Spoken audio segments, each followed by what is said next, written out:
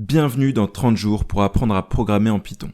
Dans cette vidéo, nous allons améliorer notre code en effectuant un refactoring. Le refactoring, c'est le fait d'améliorer son code sans changer son comportement externe. Le but étant d'améliorer sa lisibilité, sa maintenabilité et sa performance sans modifier les résultats attendus. Dans les dernières vidéos, on a commencé à créer un web scrapper qui récupère des informations depuis une page d'offre d'emploi et les sauvegarde ensuite dans un fichier CSV. On a écrit ce code à la volée, et c'est normal lorsque l'on prototype d'être un peu brouillon. Cependant, il y a plusieurs améliorations que je recommanderais pour le refactoring de ce code. Tout d'abord, je vais décomposer ce code en plusieurs fonctions, chacune responsable d'une tâche spécifique. Je commence par créer une fonction pour obtenir le texte de la réponse d'une requête HTTP. Je vais alors pouvoir remplacer le code que j'avais utilisé précédemment par un appel de ma fonction, avec l'adresse URL à laquelle j'effectue une requête en argument.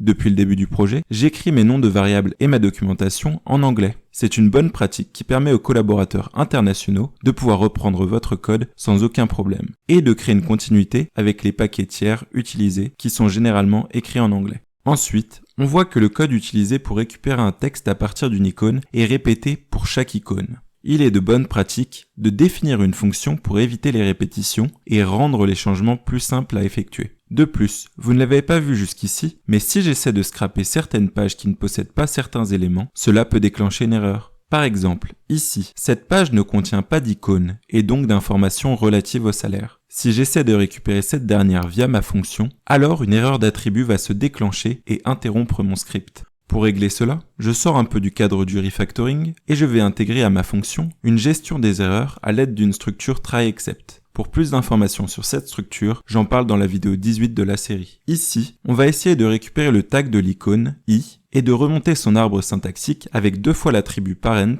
Or, si on ne trouve pas d'icône, on obtiendra none, et none n'a pas d'attribut parent. Cela va déclencher une erreur d'attribut. Dans ce cas, on attribue une chaîne de caractères vide à l'information que l'on essaie de récupérer. Si on exécute notre script et que l'on ouvre notre fichier CSV, on voit que lorsque l'on n'a pas d'information de salaire, en vert, ou d'information de date de début du contrat, en orange, alors on a de simples virgules qui indiquent que le champ est vide, sans impacter le reste de nos champs. En poursuivant mon refactoring, je vais rassembler la récupération des informations de l'offre d'emploi dans une fonction. Et je vais faire de même pour la sauvegarde des informations récupérées dans un fichier CSV. Cette dernière pourra également être réutilisée si on scrape sur différents sites internet. Notre code est désormais beaucoup plus lisible, on a une ligne pour récupérer la réponse de notre requête HTTP, une seconde pour initialiser un objet Beautiful Soup avec le code HTML de la page d'offre d'emploi, une troisième pour récupérer les informations contenues dans cette offre, et une quatrième pour sauvegarder le tout dans un fichier CSV. Enfin, je peux rassembler toutes les étapes précédentes dans une fonction qui permet de scraper des informations directement depuis le lien d'une offre d'emploi, et les sauvegarder dans un CSV situé au chemin spécifié. Ainsi, si on imagine que j'ai réussi à récupérer dans une liste plusieurs offres d'emploi, je peux créer une boucle for pour utiliser la fonction scrape data from job offer qui va nous permettre de scraper des informations depuis chacune des offres de la liste. Aucune erreur ne s'est produite et dans notre fichier CSV, on a bien une ligne pour chacune des offres d'emploi que l'on a scrapées. Et voilà, notre code étant plus clair et réutilisable, on va pouvoir se concentrer sur la prochaine fonctionnalité de notre script, récupérer une liste d'offres d'emploi à scraper. Dans la prochaine vidéo, nous allons faire face à un problème inattendu. Pas de panique, nous apprendrons à le contourner à l'aide du paquet Selenium qui permet de simuler une activité humaine sur un navigateur web. Alors abonnez-vous pour ne pas rater cela.